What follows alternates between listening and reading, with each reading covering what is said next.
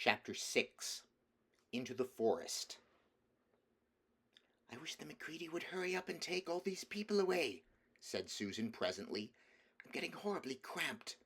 And what a filthy smell of camphor," said Edmund. "I expect the pockets of these coats are full of it," said Susan, "to keep away moths." "There's something sticking into my back," said Peter. "And isn't it cold?" said Susan. "Now that you mention it, it is cold," said Peter. "And hang it all, it's wet, too. What's the matter with this place? I'm sitting on something wet. It's getting wetter every minute." He struggled to his feet. "Let's get out," said Edmund. "They've gone." "Oh!" said Susan suddenly, and everyone asked her what was the matter. "I'm sitting against a tree," said Susan. "And look, it's getting light, over there." "By Jove, you're right," said Peter. "And look there. And there, it's trees all round, and this wet stuff is snow. Why, I do believe we've got into Lucy's wood after all." And now there was no mistaking it, and all four children stood blinking in the daylight of a winter day. Behind them were coats hanging on pegs. In front of them were snow-covered trees. Peter turned at once to Lucy. "I apologize for not believing you," he said. "I'm sorry. Will you shake hands?" "Of course," said Lucy, and did. "And now," said Susan, "what do we do next?" "Do?" said Peter. "Why, go and explore the wood, of course." "Ugh!" said Susan, stamping her feet. "It's pretty cold. What about putting on some of these coats?" "They're not ours," said Peter doubtfully. "I'm sure nobody would mind," said Susan. "It isn't as if we wanted to take them out of the house. We shan't take them even out of the wardrobe." "I never thought of that, Sue," said Peter. "Of course, now you put it that way, I see. No one could say you had bagged a coat as long as you leave it in the wardrobe where you found it. And I suppose this whole country is in the wardrobe." They immediately carried out Susan's very sensible plan. The coats were rather too big for them, so that they came down to their heels and looked more like royal robes than coats when they had put them on. But they all felt a good deal warmer, and each thought the others looked better in their new get-ups, and more suitable to the landscape. "We can pretend we are Arctic explorers," said Lucy. "This is going to be exciting enough without pretending," said Peter, as he began leading the way forward into the forest. There were heavy darkish clouds overhead, and it looked as if there might be more snow before night. "I say," began Edmund presently, "oughtn't we to be bearing a bit more to the left, that is, if we are aiming for the lamp-post?" He had forgotten for the moment that he must pretend never to have been in the wood before. The moment the words were out of his mouth he realized that he had given himself away. Everyone stopped. Everyone stared at him. Peter whistled. "So you really were here," he said. "That time Lou said she'd met you in there, and you made out she was telling lies." There was a dead silence. "Well, of all the poisonous little beasts," said Peter, and shrugged his shoulders and said no more. There seemed, indeed, no more to say, and presently the four resumed their journey. But Edmund was saying to himself, "I'll pay you all out for this, you pack of stuck-up, self-satisfied prigs." "Where are we going anyway?" said Susan, chiefly for the sake of changing the subject. "I think Lou ought to be the leader," said Peter. "Goodness knows she deserves it. Where will you take us, Lou?" "What about going to see Mr. Tumnus?" said Lucy. "He's the nice fawn I told you about." Everyone agreed to this, and off they went, walking briskly and stamping their feet. Lucy proved a good leader. At first she wondered whether she would be able to find the way, but she recognized an odd-looking tree on one place and a stump in another, and brought them on to where the ground became uneven and into the little valley, and at last to the very door of Mr. Tumnus's cave. But there a terrible surprise awaited them. The door had been wrenched off its hinges and broken to bits. Inside, the cave was dark and cold, and had the damp feel and smell of a place that had not been lived in for several days. Snow had drifted in from the doorway and was heaped on the floor, mixed with something black, which turned out to be the charred sticks and ashes from the fire. Someone had apparently flung it about the room and then stamped it out. The crockery lay smashed on the floor, and the picture of the fawn's father had been slashed into shreds with a knife. "This is a pretty good washout," said Edmund. "Not much good coming here." "What is this?" said Peter, stooping down. He had just noticed a piece of paper which had been nailed through the carpet to the floor. "Is there anything written on it?" asked Susan. "Yes, I think there is," answered Peter, "but I can't read it in this light.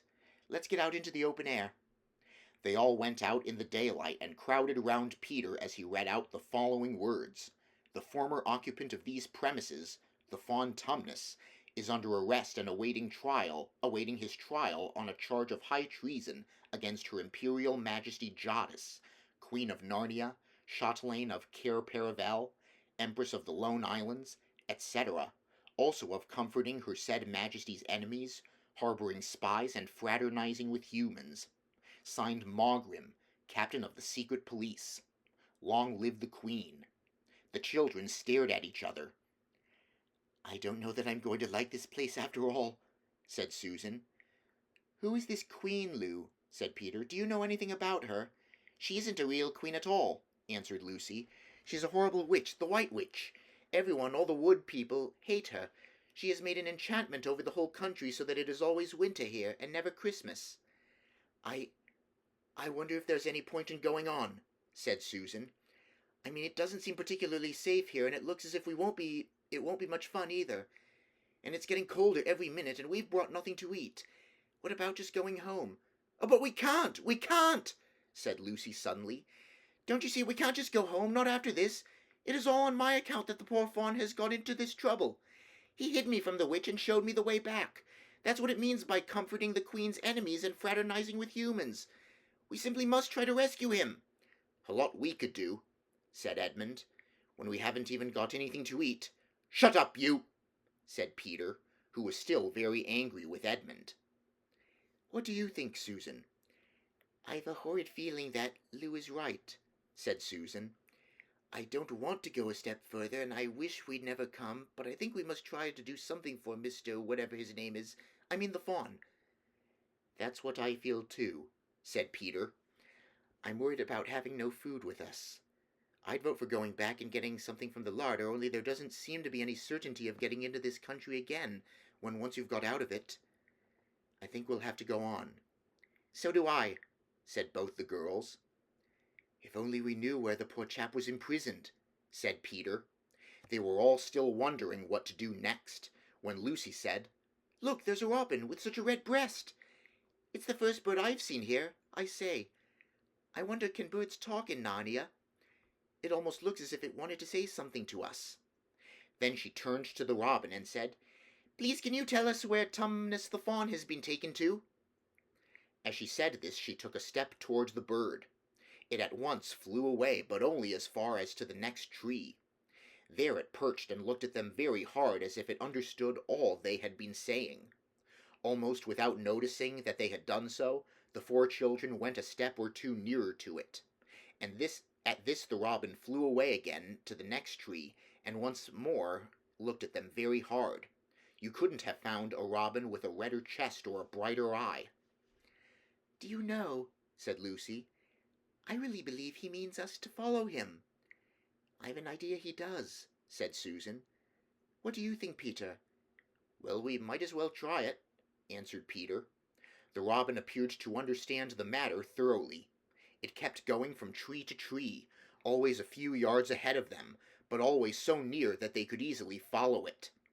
In this way it led them on, slightly downhill. Wherever the robin alighted, a little shower of snow would fall off the branch. Presently the clouds parted overhead, and the winter sun came out, and the snow all around them grew dazzlingly bright.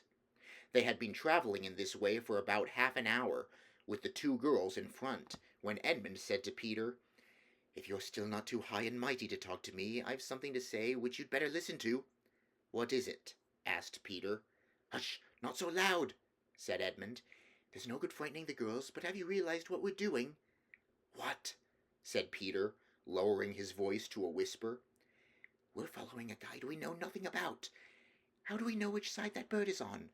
Why shouldn't it be leading us into a trap? That's a nasty idea.